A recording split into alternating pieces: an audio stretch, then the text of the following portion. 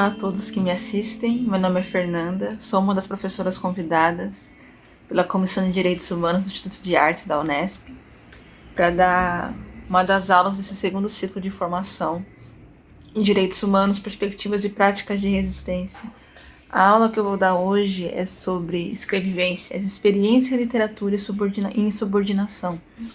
Antes de falar propriamente desse tema, gostaria de me apresentar, né? Eu sou formada em Letras pela USP e atualmente sou doutoranda em Teoria Literária e Literatura Comparada, com Bolsa FAPESP, e tenho desenvolvido uma pesquisa em que eu comparo os diários de Lima Barreto com os diários da Carolina Maria de Jesus, em diálogo com a canção Negro Drama dos Racionais MCs, tentando pensar justamente nessas relações entre experiência, literatura e insubordinação.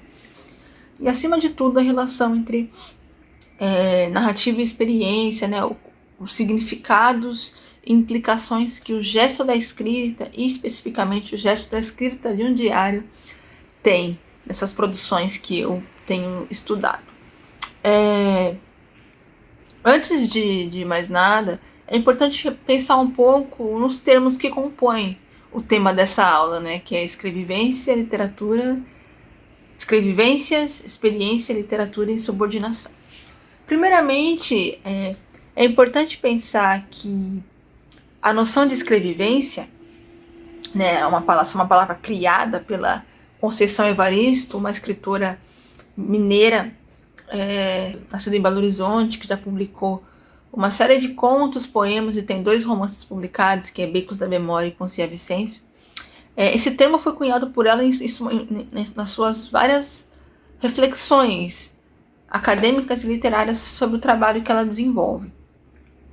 E uma das intenções ao cunhar esse termo, né, é também para dar conta da complexidade da obra dela e, acima de tudo, para explicitar o fato de que a escrita dela é comprometida com a vida, né?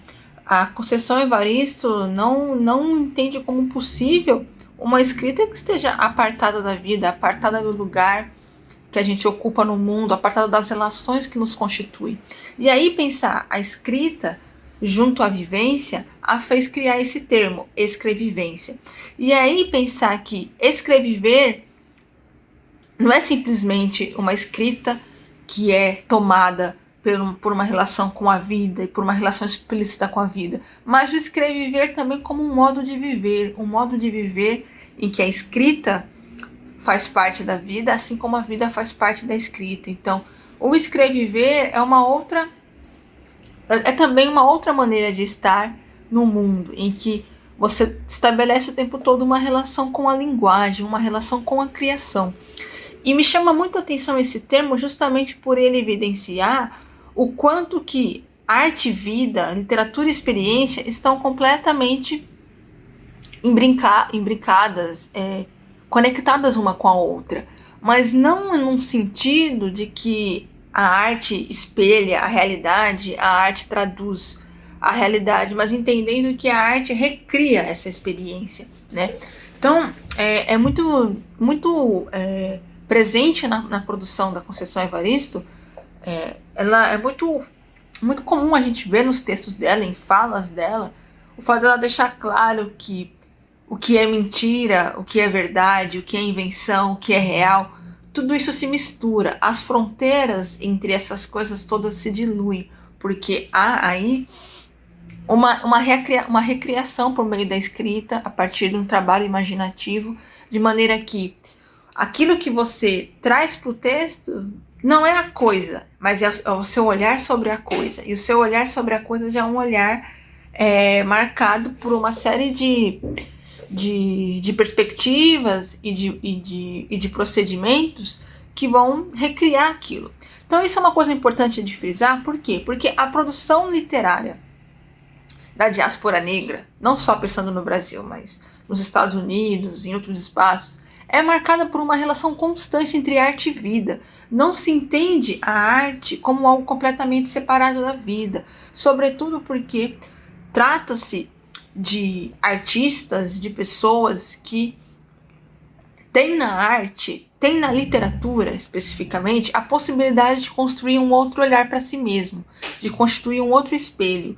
e de se olhar a partir do seu próprio olhar, contestando discursos e vozes e práticas que historicamente tentaram definir e delimitar qual seria o lugar das pessoas negras, em especial o lugar das mulheres negras. No caso da produção literária de mulheres negras, e pensando na produção literária da Conceição Evaristo, existe já no gesto da escrita um sentido de insubordinação, porque historicamente as mulheres negras foram levadas a ocupar posições em que elas tinham que o tempo todo servir ao outro, seja no sentido do trabalho, seja no sentido do sexo, ao serem exploradas sexualmente, ao serem estupradas pelos seus senhores, pelos seus patrões, né? Ou tendo que trabalhar arduamente, sendo explorada enquanto trabalhadoras domésticas, né? E as mulheres negras foram associadas historicamente muito ao trabalho manual, ao trabalho braçal, que é visto como destituído de pensamento, destituído de um trabalho da mente. Então, o próprio gesto da escrita e da escrita de literatura, ou seja, de um texto que se pretende refletir sobre o real a partir de um trabalho com a linguagem, a partir da invenção, da imaginação, já é um gesto de insubordinação por não se limitar a uma realidade que nos quer caladas, que nos quer submissas, que nos quer mortas.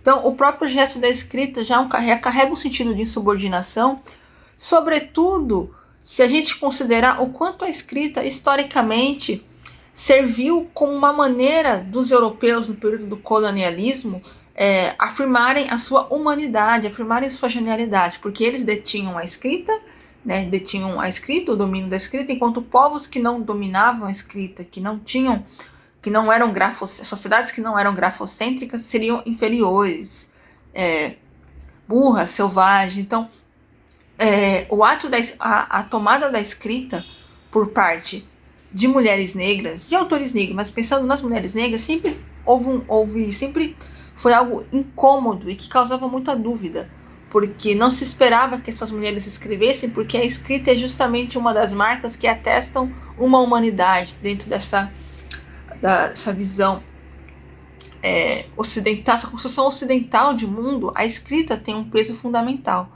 Porém, é por isso que a escrita das mulheres negras, por si só, carrega um gesto de insubordinação. Seja porque durante a escravidão ela não era estimulada a aprender a ler e a escrever, né? Não podia frequentar a escola. Seja pensando no pós-abolição, em que a educação não foi garantida à população negra como deveria, seja pensando ainda hoje num país em que ainda tem grandes índices de analfabetismo. Não se espera que as mulheres negras ocupem um lugar de criação, né? E é aí que entra a relação, sobretudo, entre literatura e experiência. Por quê?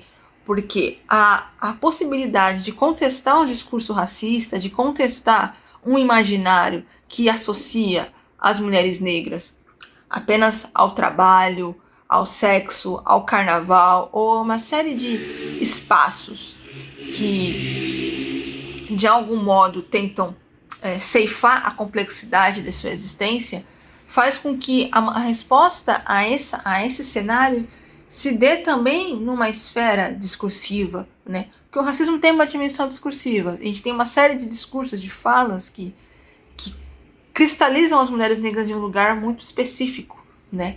E é com a escrita que elas podem desarmar, e não só desarmar esse discurso, mas também projetar um outro olhar para si mesmo.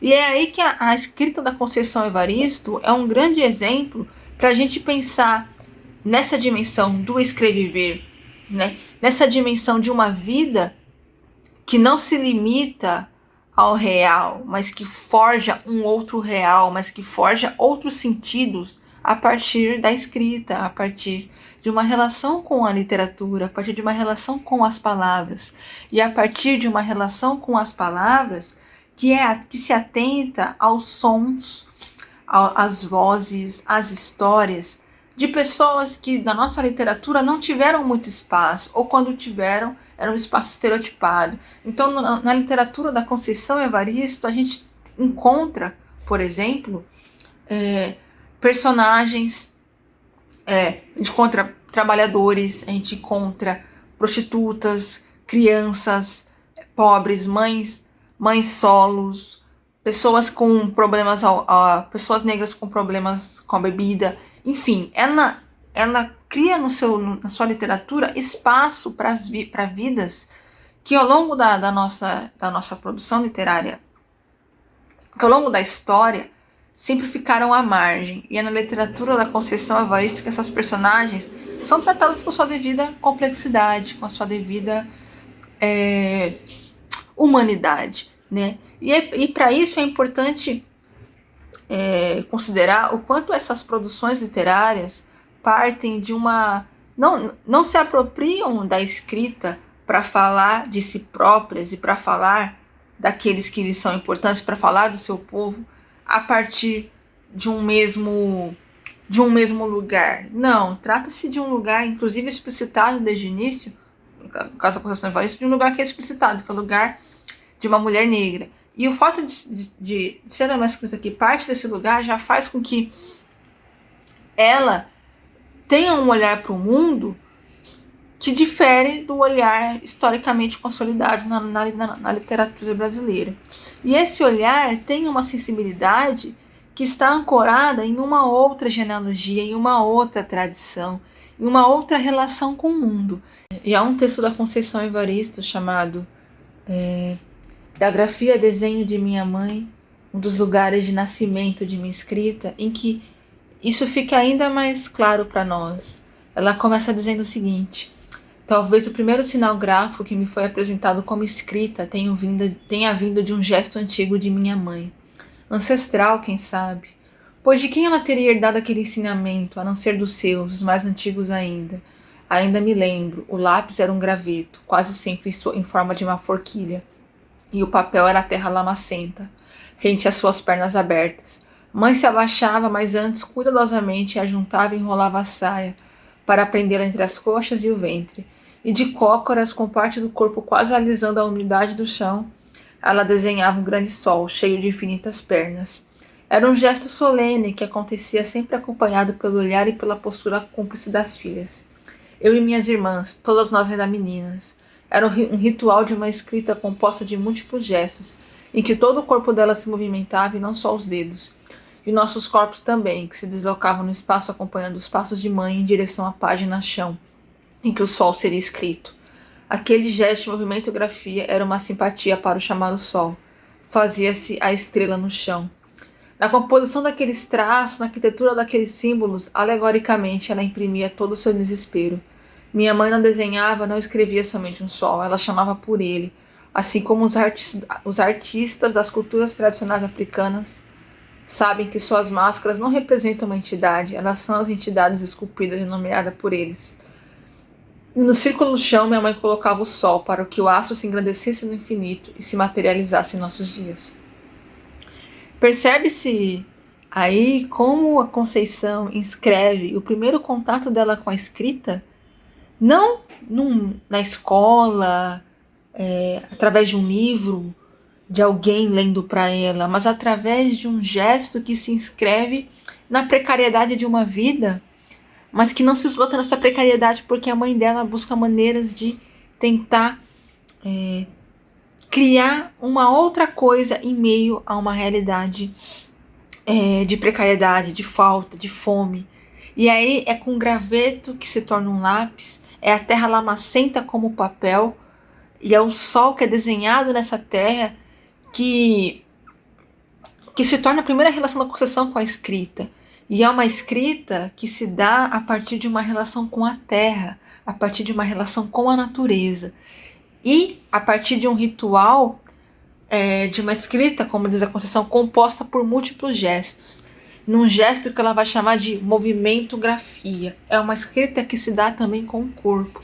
E essa é uma dimensão muito importante de se destacar em relação à produção literária das mulheres negras, que é o fato de não ser uma produção que procura continuar alimentando essa relação essa divisão entre corpo e mente, entre razão e emoção.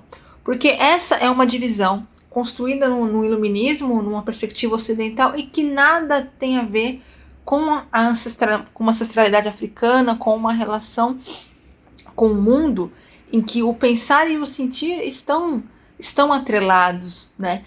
sobretudo quando se pensa nessa produção que não quer continuar trabalhando numa busca por neutralidade, por uma universalidade, apagando a sua identidade, ou fazendo de conta que essa identidade não existe, mas na verdade é uma escrita que se faz proclamando os lugares a partir dos quais se fala, né? dos quais se fala, a partir dos quais se escreve, né?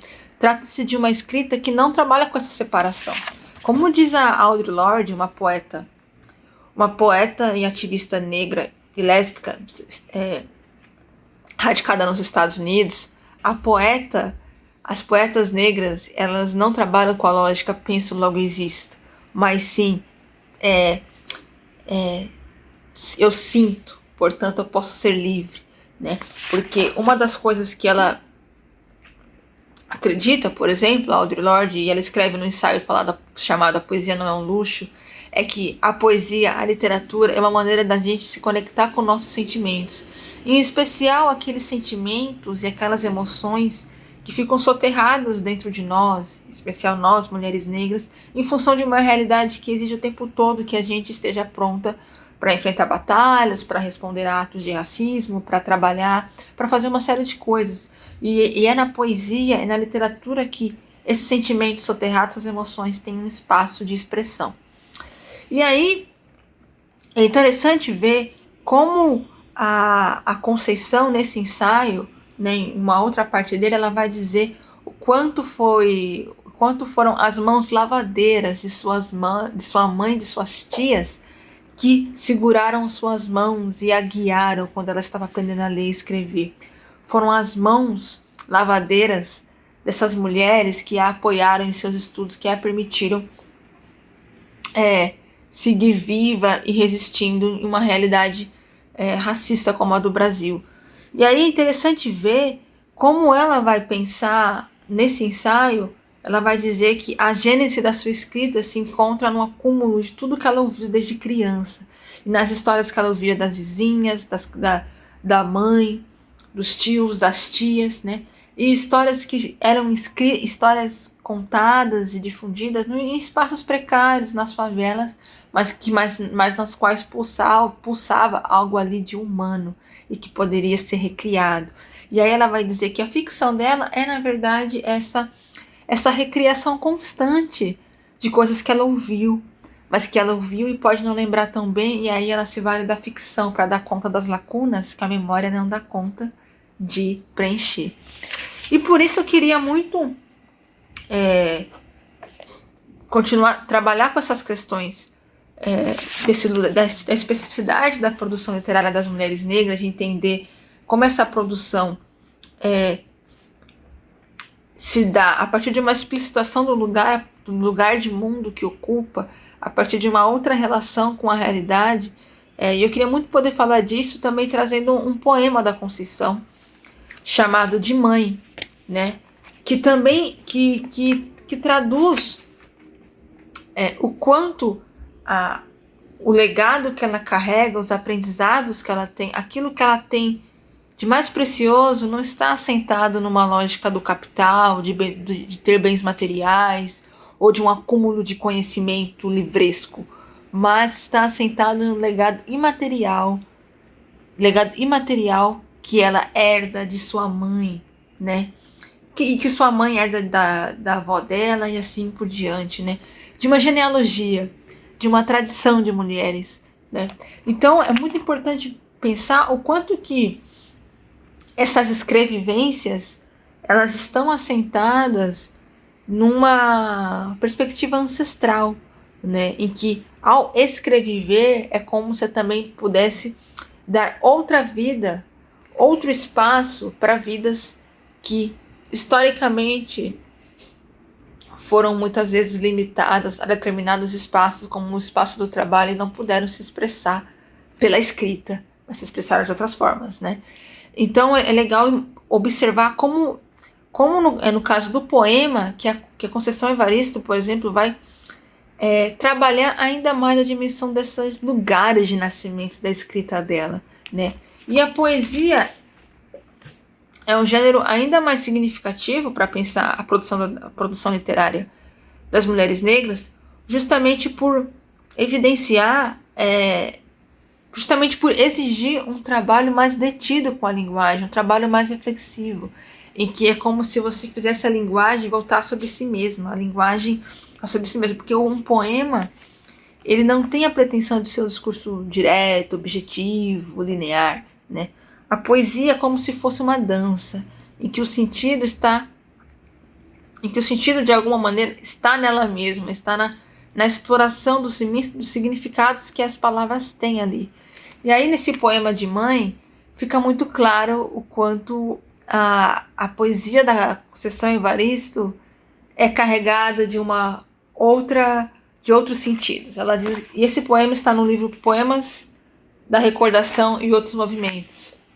O cuidado de minha poesia aprendi foi de mãe, mulher de pôr reparo nas coisas e de assuntar a vida. A brandura de minha fala, na violência de meus ditos, ganhei de mãe, mulher prende dizeres, fecundados na boca do mundo. Foi de mãe todo o meu tesouro, veio dela todo o meu ganho, mulher sapiência e abá. Do fogo tirava água, do pranto criava consolo. Foi de mãe esse meio riso, dado para esconder a alegria inteira. E essa fé desconfiada, pois quando se anda descalço, cada dedo olha a estrada. Foi mãe que me dessegou para os cantos milagreiros da vida, apontando-me o fogo disfarçado em cinzas e a agulha do tempo movendo no palheiro. Foi mãe que me fez sentir as flores, amassadas debaixo das pedras, os corpos vazios rente às calçadas, e me ensinou, insisto, foi ela, a fazer da palavra artifício, arte e ofício do meu canto, da minha fala. Agora vamos analisar o poema e ver como ele evidencia e ilustra algumas questões que eu vim trazendo até aqui, né? Primeiramente, de observar o título, né? De mãe. É uma expressão que já é carregada de afeto, né? Tem uma dimensão afetiva nesse título e que também já explicita que é um poema que parte de uma dicção de dentro. O que eu quero dizer de dentro? É uma dicção que se pretende dialogar com essa realidade, com essa mulher, e ao mesmo tempo com outras mulheres e com outras pessoas que comungam dessa realidade e dessa relação que ela vai construir ao longo do poema, né? Aí aqui, o cuidado de minha poesia aprendi foi de mãe. Aqui a gente tem um deslocamento do cuidado, da noção de cuidado, quando a gente pensa nas mulheres negras. Porque o cuidado em relação às mulheres negras é muito associado ao trabalho doméstico, ao papel de mãe, né? Então, cuida da casa, cuida dos filhos, cuida do marido. E aqui, esse cuidado é associado ao campo da arte, ao campo da poesia. Então, o cuidado que ela tem com o poema não vem de leituras de livros sobre poesia, não vem de tratados de versificação, vem da sua mãe. É um cuidado que ela aprendeu com a sua mãe e que ela traz para a poesia, né? E aprendi foi de mãe. Tem uma inversão sintática aí, né? Tem uma outra construção que foge da normatividade da língua e que sonoramente dá mais força para essa mãe e para essa dicção. Aprendi foi de mãe, né?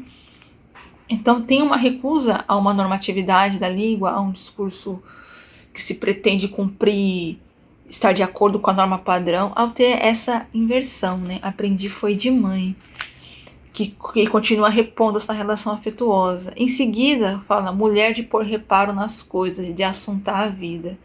Esse pôr reparo é carregado de várias possibilidades de sentido, né? E nós não precisamos escolher nenhuma delas, porque todas elas se contaminam. E essa é uma das grandes virtudes da poesia, o quanto ela abre espaço para explorar diferentes camadas de palavras corriqueiras, palavras que a gente não reflete, não acha que pode ter outros sentidos. Então, pôr reparo nas coisas, a gente pode entender como ela sendo uma mulher observadora. Esse pôr reparo a gente pode entender como ela consertando as coisas. Mas, acima de tudo, esse pôr reparo tem um significado de acrescentar algo novo, conferir novos sentidos, né? Ela põe reparo, né? Ela restitui, ela muda, ela confere outros sentidos. Então, essa expressão também traz também mais olhares para pensar essa figura da mãe. Em seguida, a brandura de minha fala na violência de meus ditos. Ganhei de mãe, mulher prende dizeres, fecundados na boca do mundo. A brandura de minha fala na violência dos meus ditos. Aí a gente tem a junção de duas palavras que parecem contraditórias, parecem não bater uma com a outra, mas que dizem muito respeito à experiência histórico-social das mulheres negras, né? Em que a brandura da fala muitas vezes disfarça, esconde uma violência que não pode ser dita explicitamente, não pode ser de uma fala, de uma coisa que você quer, que não pode dizer de maneira agressiva. Então você diz de maneira branda, mas a violência nos seus ditos, porque é a violência daquilo que você está trazendo, né? Quando você apresenta uma denúncia em relação a algo que aconteceu com uma mulher negra, uma violência sofrida, pode haver uma brandura na fala, mas que é acompanhada pela violência dos ditos.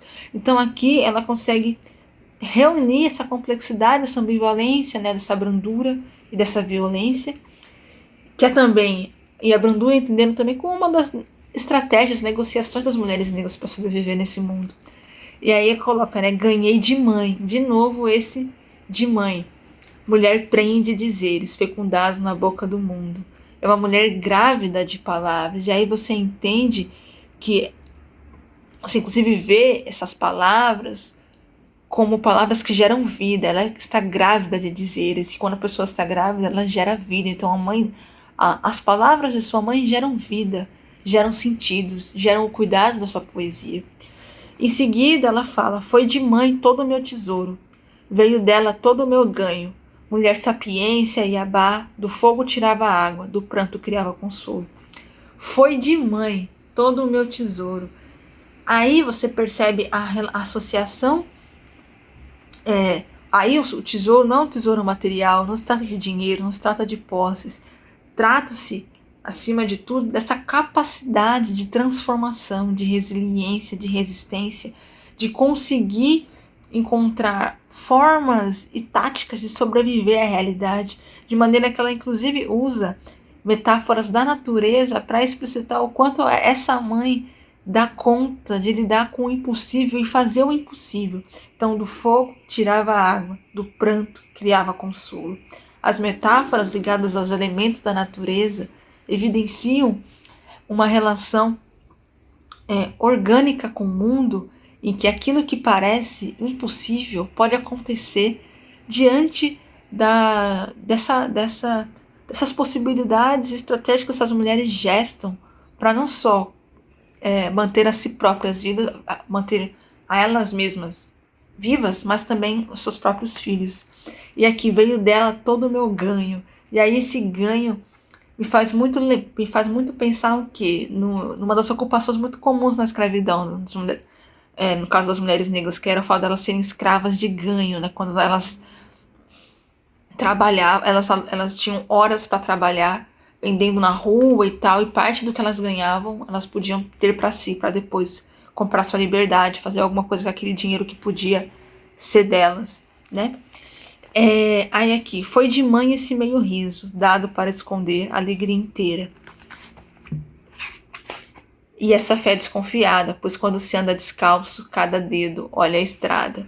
Temos aqui também mais outra relação desses disfarces, né? E estratégia das mulheres negras. Foi de mãe esse meio riso, porque não se ri por completo, porque existe uma fé desconfiada, e uma fé desconfiada que diz respeito a um mundo em que você não está numa posição sempre incerta, você não sabe, você pode ser a próxima vítima, você não sabe como vai ser o dia de amanhã, né? Então percebe como no poema essa dimensão da realidade ela é reescrita, reconfigurada a partir de um vocabulário muito sensível, de uma linguagem muito cuidadosa, e em que essa realidade é reposta a partir de um outro vocabulário.